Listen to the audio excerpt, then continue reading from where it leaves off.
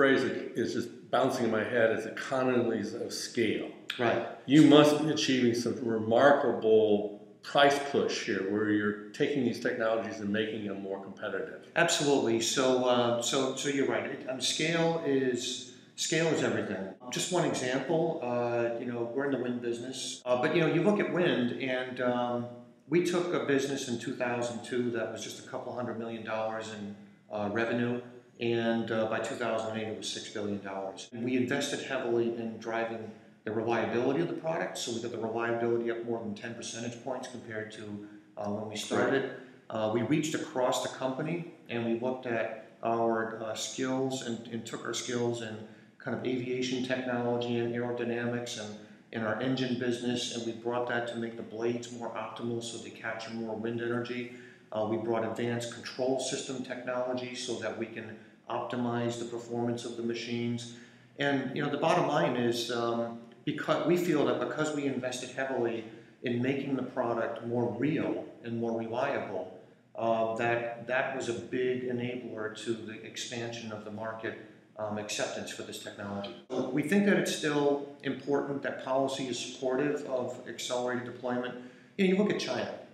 China a few years ago set a goal to have 100 gigawatts, that's 100,000 megawatts of wind installed by 2020. That's like 100 nuclear power plants or something, really big plants. We're talking 10% of the total electric power generation of the United States. Okay, wow. It's a big number. And they want to do this in wind. By 2020, with wind, 100 gigawatts. So that was a few years ago. They set that goal, and because of their determination, because they stuck to it, they increased that goal this year by another 50 gigawatts. They're on such an accelerated pace that right now they've got about as much wind installed in China as the United States, or they're close to it.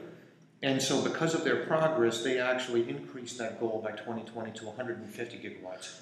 That's a huge theme you just brought out, because I try to help others in this space understand that the old days of, well, let's just look at our grid or our company or look at our location.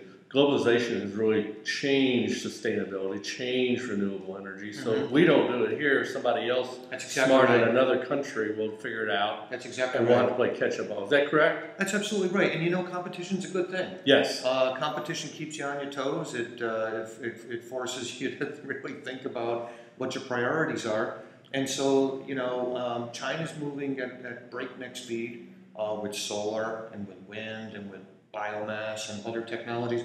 And they're doing it, there's no doubt that they're doing it in part for environmental reasons, but they're also doing it for lots of other reasons that are really important. Energy security, diversifying sources of energy supply. They're doing it for economic reasons. They're doing it for employment reasons. They're doing it for technological innovation and advancement reasons. All the reasons that we're doing ecomagination in our company, they're doing this in their country. And here in the U.S., if there's one thing that we could do better as a society is get policy, investment, and innovation aligned the way that some other countries do quite well. I am so encouraged by what I just heard. About 3 years ago, I went on the limb and published an article in Entrepreneur.com about a green economic revolution. I had no idea what I was going to write about next.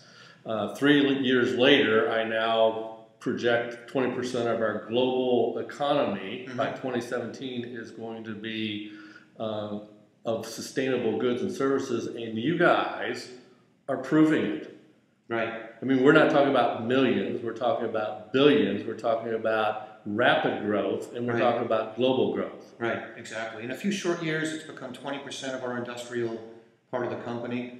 It's $18 billion last year in sales, so that's good for shareholders, it's good for employees, it's good for lots of jobs in the company and our supply chain. Good for America? It's good for America. It's good for our environment? It's all good. It's all good. It's all good.